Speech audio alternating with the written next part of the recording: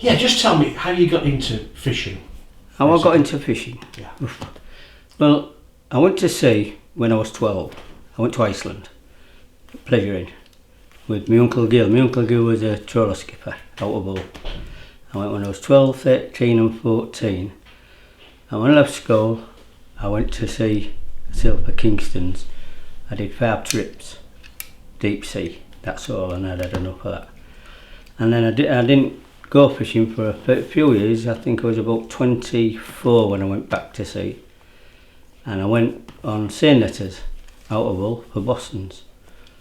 And I don't know how long I did on them, 18 months, something like that.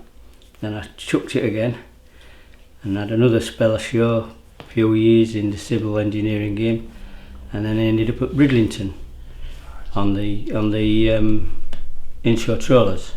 I was with Mick Barker. I did 4 years there. I was in five different trawlers there. Well, 2 different skippers, but 5 different trawlers.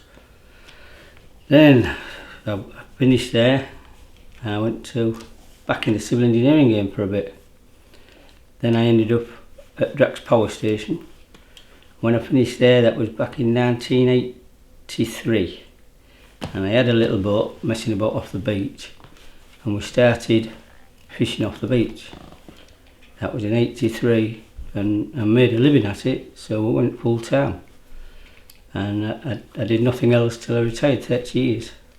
So where were you fishing from when you were fishing off the beach? I was fishing from Hornsea, and we started off in a little 16-foot pebble, and then progressed to a cobble, and then we ended up with a catamaran.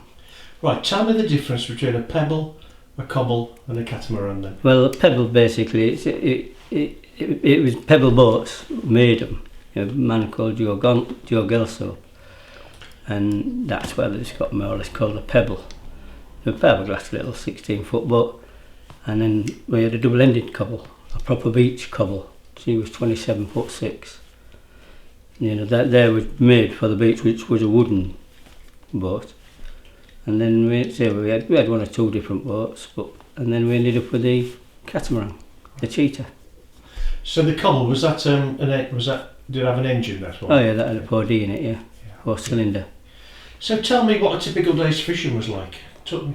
Oh, way back. Well, when I was out of Brid, that was my first,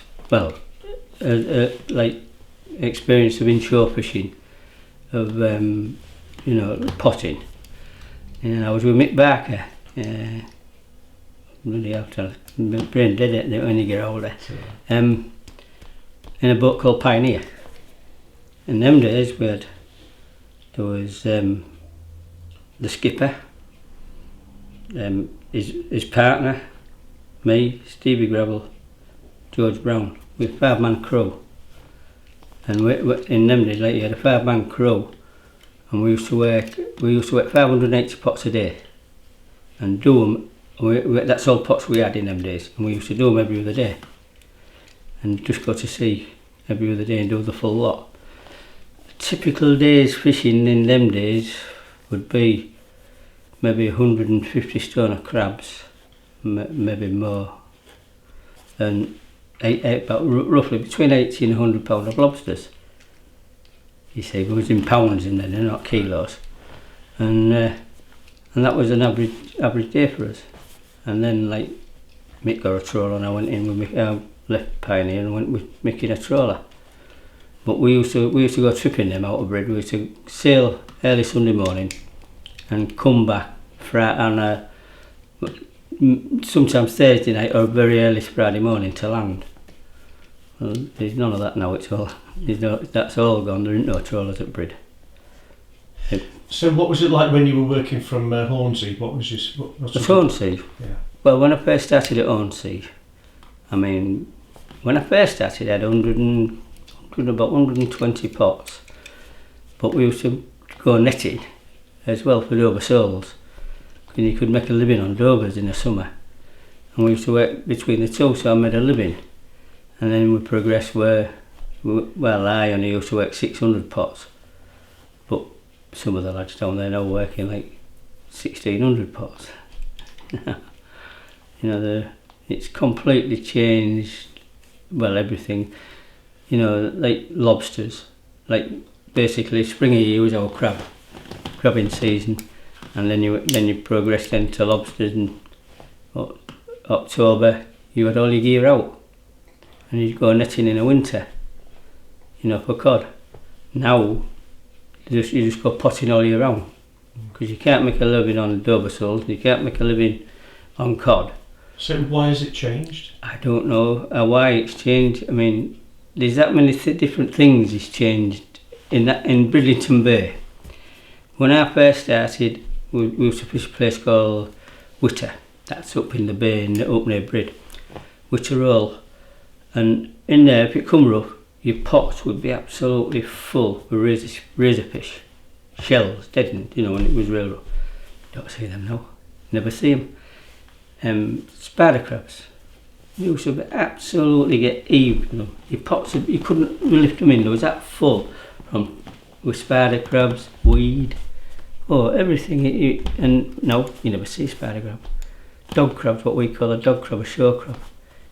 Well, you see the odd ones if you get really at low water, but you know, you don't see them like we did. And well, velvet crabs, another one. You used to get heaved out of them, but then what happened with velvet crabs, that we could land them.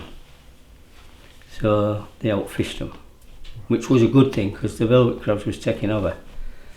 Well, a good thing for the fishermen, because like the crabs dive in your pots, strip all the bait out, and then you don't get your lobsters. But now everything is lobsters.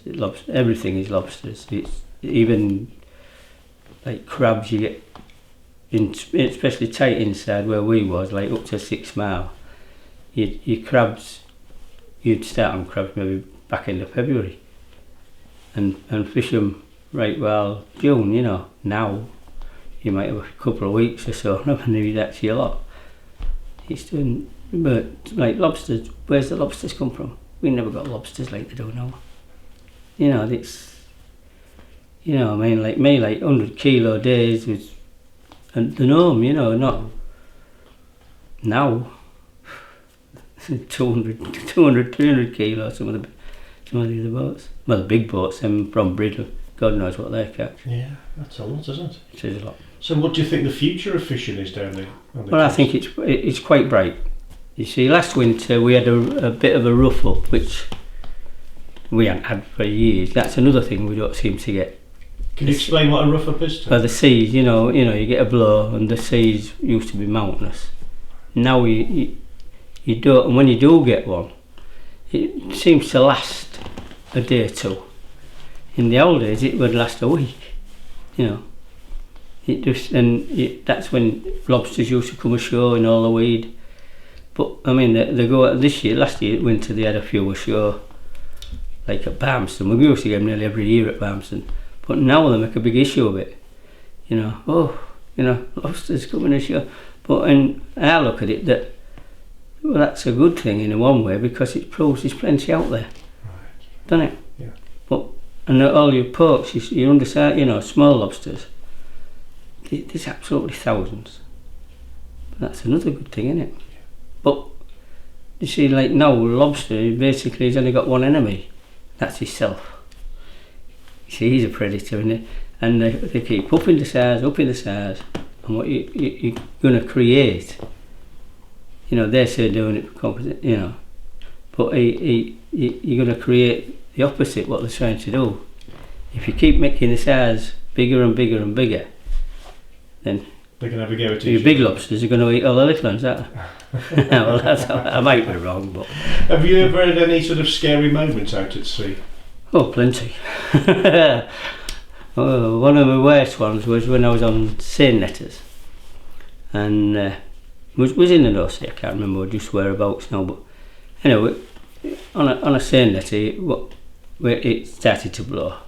So what you do, you've got your anchor and your pellets, and you just put your anchor wire to your pellets, you see, and they're over the side all the time, and it started to blow. So the skipper gets down, gives us a blow, because we slept forward, he was back of the bridge. Get the anchor up, lads, you know, and we'll dodge. So we went to get the anchor, and we never sick of seeing a seine netter. It's unreal when you take a sea. And we took a sea and she parted the wire from your ship to your pellet so you don't pull the ship's head down. So we parted. So he said, we'll dodge and pick the anchor up because there's 2 big pellets on it, you don't lose it. So we're dodging and it blew and we wait for it and it blew that hard. He says to us, you got in touch with us, you get on the bridge, lads. It was hurricane force. So get your life jackets on and get on the bridge. Oh Jesus! And the sea was unbelievable. It was just a white wall of water. And when the wind died down, like early morning, the sea lifted. Whew, it was some real. And when it lifted, and we steamed back to pick our anchor up, and it took us 12 hours. That's how far the hurricane had blown us. I was I've been in a few hurricanes, but that was one with getting your life jackets on. Yeah, scary stuff, because there's nowhere to go, is there? No. Oh no, but we had one, there was netting off Albury. I was out of Brid at the time, and it was hurricane force, and all the cobbles, I was in a keelboat, and the cobbles was coming out of Brid Harbour to go and get the gear, because it was a westerly, so you got shelter of land. And they're coming across the Skipsea, and the sea, the white water was just filling them up, lifeboat. And we went back with them, escorted them back because we were sealed deck, and then we went and got our gear, and we had a permanent 45-degree lift because it was just westerly, one gale westerly. It was only half a mile, 3/4 mile off the land. And funny, we had a young lad with us. I can't remember his proper name. We used to call him Selwyn, and the skipper locked him in the cabin because he couldn't do with him on the bridge. He was only about 12. I thought, well, if this thing goes down, he's no chance. But my granddad was lost at sea. Right. My granddad was the mate on the Picador, and I never knew him. So what happened with that? What happened to that boat? The Picador, she got run into the Salvador steam, big steam, the merchantman, run into him in fog, coming home from Iceland, and funny enough, that's off Albury somewhere. There was 6, I think. There's a photograph in there, and all the bum. Oh. So obviously this east coast has a lot of erosion. Has that affected fishing at all? No. Not one bit. The gas cabins, I don't know what other people will tell you, but that didn't make no difference. It didn't when they did that at Attic, when they first started with the gas cabins at Attic. That was more or less when I like back in the early 80s, and there was a boy, and they used to pump the salt out and then pump the gas in. They fill it up with salt water, and pump it out. That dissolves the salt in the cabins. And when there was pumping, you used to get the sea used to go blue. Back of the boy, and it used to go blue. And a big bubble used to come up, massive bubble, big blue bubble. And we used to, if we saw them pumping and we had any pots on board, we'd go and shoot it straight over the bubble. We'd sail straight over it, and we always caught lobsters. Everybody else said, "Oh, where'd that see it? They went dead." It never went dead. It's the same with the cabin. What they're doing at Albury. I couldn't get no potato to the diffuser. There's a big diffuser where they pump the water in. It's stuck right out to sea. The closer I could get to that, the more lobsters I used to catch with that set of gear. Why was that? Because it was a seaworm or something like that? No, it's the salt. But people said salt will kill lobsters, but it never did. No. So the coast changing has no effect at all. In fact, I don't think so. No. Because I suppose the boats only launch from where they can, don't they? Really, yeah. Like Withensea and. Well, basically only Withensea and Hornsea, isn't there? Is there much fishing goes on from Hornsea now? There's nine commercial fishing vessels, full time. Right. So you've got 8. And you've got like 218 men, haven't you? Roughly full time. 9 tractors. But yeah, it's around. But the fishing has really, like at Brid, I can't remember how many trawlers was there, maybe 30 or 40 I would think when I was there. You know, now I think there is a couple of the potters what can go trawling, but then very rarely do. The potting continuous. That's another thing, you see. With all the trawlers changing over to potting, you would have thought that would have depleted the stocks, you know, for lobsters, but I mean, the bubble's got to burst one day. But so what happens to all the catch that comes from going to Brid? Well, it all goes to from Hornsey. We used to land to Brid. They used to, well, at one time we used to take it. Then it got that commercial, you know, that many of us. It was viable for them to send a wagon down. I landed to Coastal Seafood. Well, I landed to a few, but that's who I ended up with. Landed to Brid trawlers for a good while. And what happens? Where does it go from Brid? Well, most of it all goes abroad, don't it? All your lobsters. 90% of your lobsters go to like France, Belgium, Italy, all them type of places. But I think years ago, Mark, he's in a big way now, is Mark. He's Coastal Seafoods. Well, he's from Scarborough, Mark. But he's, you know, nearly everything of his goes abroad, apart from the crabs. I think they go to Cromer or somewhere like that now. Pretend to be Cromer crab. Yeah. Well, yes. That's fantastic. Unless you've got anything else to say. Oh, I don't really know. There's some lovely stuff. Anyway, you forget, don't you? I mean, Well, I'm 67 years old. Yeah. Not knowing, You know. don't look it.